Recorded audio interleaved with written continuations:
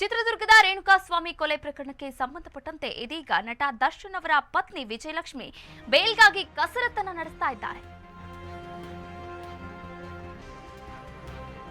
ಚಿತ್ರದುರ್ಗದ ರೇಣುಕಾಸ್ವಾಮಿ ಕೊಲೆ ಪ್ರಕರಣಕ್ಕೆ ಸಂಬಂಧಪಟ್ಟಂತೆ ನಟ ಚಾಲೆಂಜಿಂಗ್ ಸ್ಟಾರ್ ದರ್ಶನ್ ಅವರ ಪತ್ನಿ ವಿಜಯಲಕ್ಷ್ಮಿ ಬೇಲ್ಗಾಗಿ ಕಸರತ್ತನ್ನ ನಡೆಸ್ತಾ ಇದ್ದಾರೆ. ಇನ್ನ ದರ್ಶನ್ ಪರ ವಾದ ಮಂಡಿಸ್ತಾ ಇದ್ದಾರೆ ವಕೀಲರಾದಂತಹ ಸಿವಿ ನಾಗೇಶ್ ಅವರು.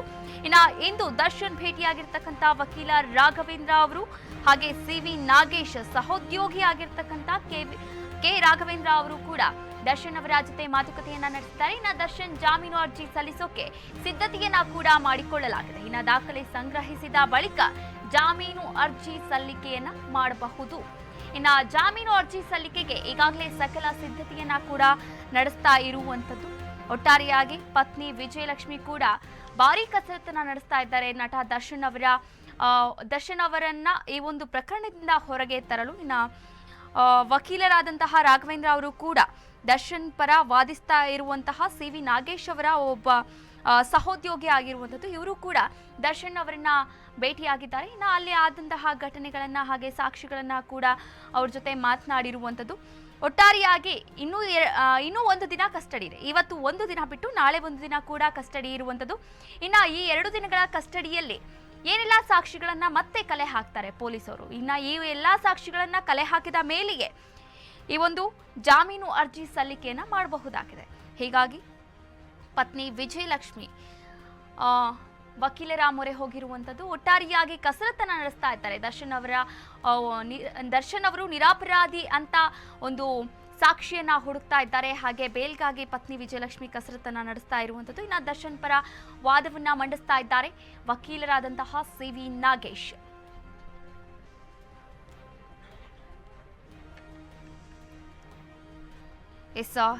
ಈ ವಿಚಾರಕ್ಕೆ ಸಂಬಂಧಪಟ್ಟಂತೆ ಇನ್ನಷ್ಟು ಮಾಹಿತಿಯನ್ನ ನೀಡಕ್ಕೆ ನಮ್ಮ ಪ್ರತಿನಿಧಿ ವೀರೇಶ್ ದೂರವಾಣಿ ಸಂಪರ್ಕದಲ್ಲಿದ್ದಾರೆ. ಎಸ್ ವೀರೇಶ್, ಈಗಾಗಲೇ ದರ್ಶನ್ ಪತ್ನಿ ವಿಜಯಲಕ್ಷ್ಮಿ ಅವರು ಕೂಡ ಬೇಲ್ಗಾಗಿ ಕೋರ್ಟ್ ಮೊರೆ ಹೋಗಿರುವಂತದ್ದು, ಇನ್ನ ವಕೀಲರ ಭೇಟಿಯನ್ನ ಮಾಡ್ತಾ ಇರುವಂತದ್ದು. ಈ ಬಗ್ಗೆ ಅಪ್ಡೇಟ್ಸ್ ಅನ್ನ ನೀಡ್ತಾ ಹೋಗೋದಾದ್ರೆ ಏನು ಅಂತಂದ್ರೆ, ಈಗಾಗಲೇ ಚಿತ್ರದುರ್ಗದ ರೇಣುಕಾಸ್ವಾಮಿ ಕೊಲೆ ಪ್ರಕರಣದಲ್ಲಿ 9 ದಿನಗಳ ಕಾಲ ಈಗಾಗಲೇ ಪವಿತ್ರಗೌಡ ಸೇರಿದಂತೆ ದರ್ಶನ್ ಅವರ ಗ್ಯಾಂಗ್ ಕಸ್ಟಡಿಯನ್ನ ಅನುಭವಿಸಿದೆ. ಜೊತೆಗೆ 9 ದಿನಗಳ ಕಾಲ ಕಸ್ಟಡಿಯಲ್ಲಿ ಈಗಾಗಲೇ ಏನು ಪೊಲೀಸರು ಕೂಡ ಸಾಕಷ್ಟು ವಿಚಾರಣೆಯನ್ನ ಮಾಡಿ ಹಲವಾರು ಸಾಕ್ಷಿಗಳನ್ನು ಕೂಡ ಈಗಾಗಲೇ ಕಲೆ ಹಾಕಿದ್ದಾರೆ. ಈಗಾಗಲೇ ಏನು ಅಂತಂದ್ರೆ, ನಿನ್ನೆ ಒಂದು ಕೊನೆಯದಾಗಿ ಈಗಾಗಲೇ ಏನು ಆರೋಪಿಗಳನ್ನ ಕೋರ್ಟ್ ಮುಂದೆ ಹಾಜರನ್ನ ಪಡಿಸಿದ್ರು.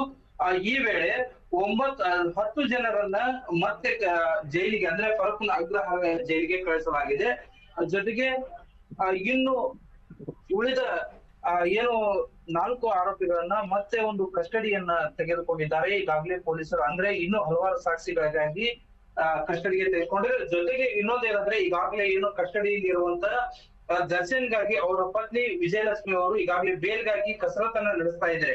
ಅಂದ್ರೆ ಈಗ ಏನು ದರ್ಶನ್ ಪರವಾಗಿ ಈಗಾಗಲೇ ಏನು ವಕೀಲರಾದಂತ ಸಿವಿ ನಾಗೇಶ್ ಅವರನ್ನ ನೇಮಿಸಲಾಗಿದೆ. ಇವರು ಕೂಡ ಈಗಾಗಲೇ ಬೇಲ್ಗಾಗಿ ಅರ್ಜಿ ವಿಚಾರಣೆ ಸಲ್ಲಿಕೆ ಎಲ್ಲ ಸಿದ್ಧತೆಯನ್ನ ನಡೆಸ್ತಾ ಇದ್ದಾರೆ. ಜೊತೆಗೆ ದಾಖಲೆಯನ್ನು ಕೂಡ ಈಗಾಗಲೇ ರೆಡಿ ಮಾಡ್ಕೊಳ್ತಾ ಇದ್ದಾರೆ.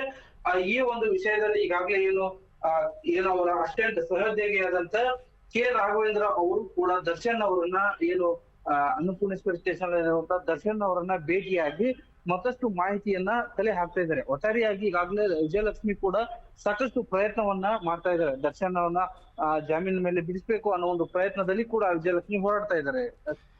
ಎಸ್ ವೀರೇಶ್, ಇನ್ನ ಯಾವಾಗ ಅರ್ಜಿಯನ್ನ ಸಲ್ಲಿಕೆ ಮಾಡಬಹುದು?